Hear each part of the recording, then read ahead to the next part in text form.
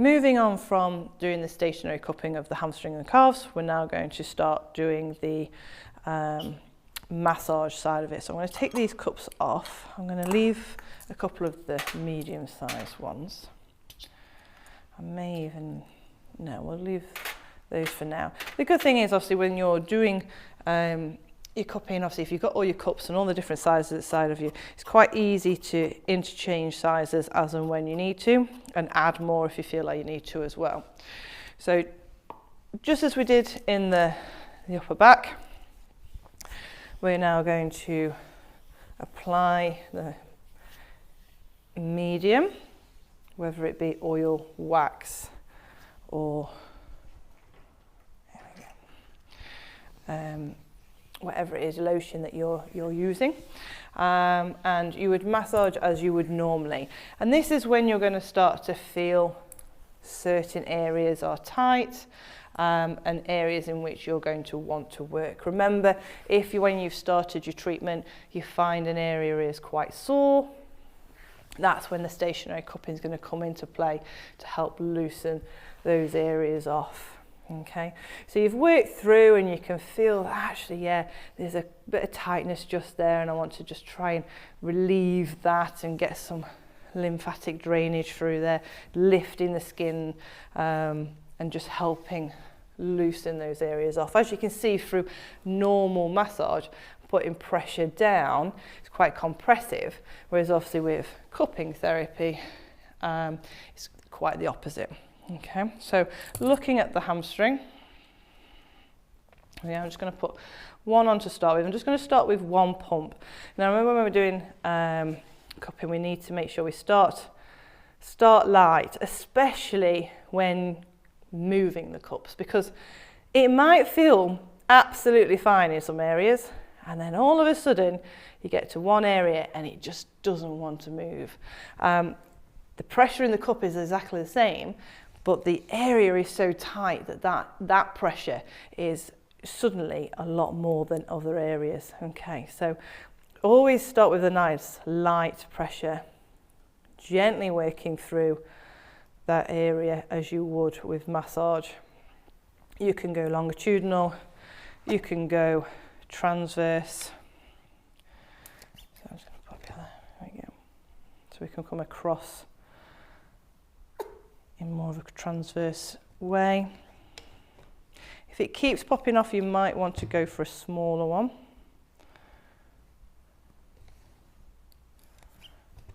There we go. Excellent. Getting into all those areas, working both medially and laterally. And again, if you find a particular area which is tight, you can leave the cup there and then get another cup and do the same again. Okay. Excellent. So just as I did with the back, there was just a particular area here that's quite tight. So I can show you if I go slowly. If I put my finger on and going at a certain, same pace, same pressure, you can see that the cup is now starting to slow down. My pressure is the same. It's just slowing down because it's getting tighter. Okay, so the fascial, I'm now going to put more pressure down to get it to go past. So it will go past, which is good, but it's just a little tight. I'm going to put more pressure on through that area to get it to move. So at that point, I've got two options. I can leave the cup there and use the other cup to work around, maybe go onto the calf, or I can put more pressure through it to a level that is okay with your patient. Remember to check, and then start to push the cup. Okay, so we can support the area and then push, and just put a little bit of overpressure there. So what we're doing is we're stretching those soft tissues now. Okay, we're stretching the fascia. Just putting a little bit of pressure through that. Excellent. And then we might want to pull the other way. To be honest, as I pull that way, I can actually start to feel it slide, so it's not too bad that way. I want to push it in the way that it doesn't want to go, because that's the way it doesn't want to stretch, so that's the way we need it to stretch. Okay. And then I'd take the pressure off. put the same pressure on as I did a minute ago, and then go back over that same spot. And as you can see, it's gliding really well now, okay? Hardly, in fact, it's going nicer at that point than it is the 2 points either side of it, okay? So that's worked really nicely. So that's for the hamstrings. Like I say, you can go up and down, you can go transverse, entirely up to you. You can start to put one on one end, one on the other, and then you can start to stretch through, stretching that fascial chain, okay? Making sure that you avoid the back of the knee.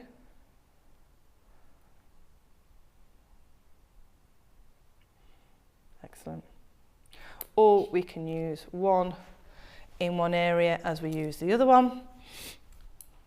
So that's now stationary as we use the other one to massage, or we can put more pressure through one and really stretch that fascia by putting overpressure on.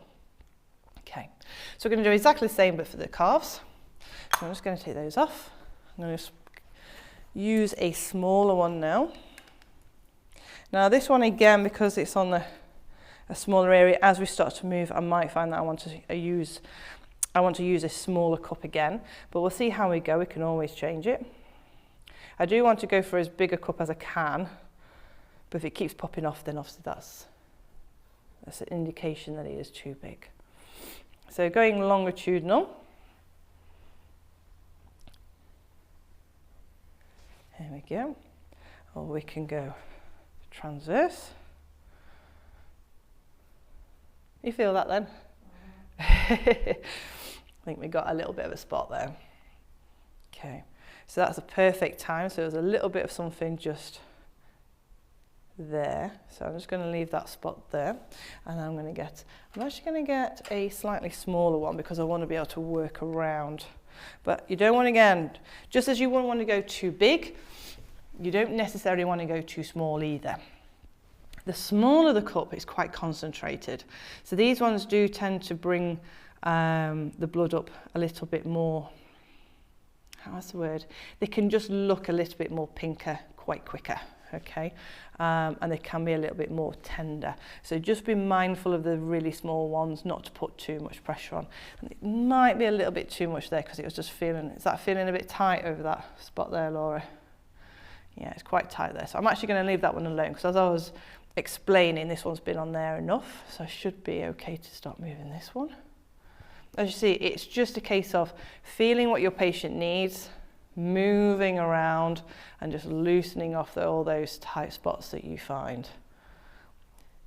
And it might be interesting because these spots that you find might be different to the spots that you find in the muscle as well. Okay? Because remember, we're working on the fascia, but they do tend to link hand in hand. So there's something just about there. So I'm just going to start to work through this spot now. That feels a bit better. Does that feel better to you, Laura? Yeah. Good. Bit tight there. I'm going to come back to that one. As you can see, I'm literally just going from one to another, longitudinal, transverse, working through, making sure I get all of those spots. You can go quite quickly, or you can go slower. Entirely up to you. And again, what is it you're trying to achieve from your treatment? Okay, if you're going over something that's really tight, you don't want to go fast. Okay, it'll be more uncomfortable. So, and you'll miss the spots because you'll just fly over them. So slower is better, but sometimes you want to go a bit quicker because you want to bring a bit of heat into the area as well. So as I repeat myself on a regular basis, depends on what you're trying to achieve from your treatment. Okay. So I'm just going to take that one off for a second because around the ankle is quite tight. So once again, I'm just going to put a little bit more on, only a tiny bit, okay? Just want to, enough that it doesn't want to move, so I can put that pressure on there to really stretch those tissues now. And I'm just going to hold that whilst I wait for that release. Like any stretch, you know, you want to be on there long enough that you're going to have a response, but you don't want to be doing it for too long. 10 to 30 seconds really. Enough that you're there, you know, you're spending enough time in that area, you're actually going to achieve something, but not too long that you're actually going to aggravate it. So that actually feels like it's loosened off because it's starting to move. Whereas before it wasn't moving at all. So I know that we're in a good spot there. So I'm just going to put a bit of pressure on again. Good. And that's moving about a lot easier. Excellent. Excellent. So that is how we use cupping for both stationary and massage for the hamstring and the calf. Another method that you can use for the hamstring and calf is pin and stretch. So I'm going to show you a couple of those methods before we move on to other areas. So a pin and stretch, if you use it within your practice at the moment, the point of a pin and stretch is if you're imagining the muscle, so you're imagining where it originates and where it inserts, what you're trying to do is pin halfway so that you are now creating a new insertion point. So what we're trying to do, instead of stretching the whole muscle, we're actually starting to create a stretch through between your thumb, or the cup in this case, and where the insertion point is. So we create this new origin, and then we're stretching that part of the muscle from that point. Okay, so if you've got a tight spot around here, you might want to pin either on that spot or just above it. Okay, so for the hamstrings, if we think about what the hamstrings do, when they contract, they flex the knee. Okay, so what we want to do is we want to bring the hamstring into a flexed position, put the cup where we would, so you just hold your leg for me, Laura, perfect. Where we would put our thumb on a pin and stretch, we're going to do the same but with a cup. Okay, and at that point we're just going to ask our patient to drop the leg down and then back up again. Perfect. And then let the leg drop back down. Perfect. And back up. Aiding on the way back up, so they're not using the muscle too much, but they're stretching on the way back down. Okay. Where you put the cup depends on where you feel is the problem. Okay, so it's not you always put the cup there. If you find that, you know, there's a problem here, that's where you put the cup, but maybe the problem is here, so therefore you put the cup higher. Maybe the problem is more medial, so you'd put the cup more medial. So again, depending on what your patient is feeling and what you're feeling when you are treating. Same with calves. So calf muscles do the plantar flexion of the ankle, okay, so the pointing of the ankle. So what we're wanting to do now is starting to dorsiflex the ankle, okay. So again, depending on what or where you feel the problem is. If, for example, I'm thinking it's more medial gastroc, I'd put the pin there, and then I can simply help to stretch through the muscle as the cup is on. Okay. As the gastroc does cross the back of the knee, ideally you'd want to have the leg a little bit straighter and you can push through there. If you want a really good stretch, you could then take away the pillow and have the leg hanging off the edge of the couch and do the same thing. So ultimately, depending on how flexible your patient is, how tight the area is, and you could always start with this motion, take the cup off, have a feel of, see if it's actually loosened off. If it hasn't, it should have loosened off enough that you can then go and make it a little bit more intense by taking the pillow away, having the leg a little bit longer, so you are really stretching through those muscles, okay? Always boils down to knowing your anatomy. Know where your anatomy, originates and inserts so that you can fully stretch and activate those muscles properly. So in summary, you can have, when we're looking at the hamstring, we can do stationary cupping to the top, so one either side. You can have, so you'd have 4 in total. You could just do one side or the other. or you could go directly down the middle and maybe have 2 or 3 down the middle. Okay, you don't have to always stay with the same size cup. It depends on where you're working. So obviously here I've got 2 medium and a small. Okay, and that would work quite nicely as obviously the leg tapers off. Avoid the back of the knee in that popliteal area.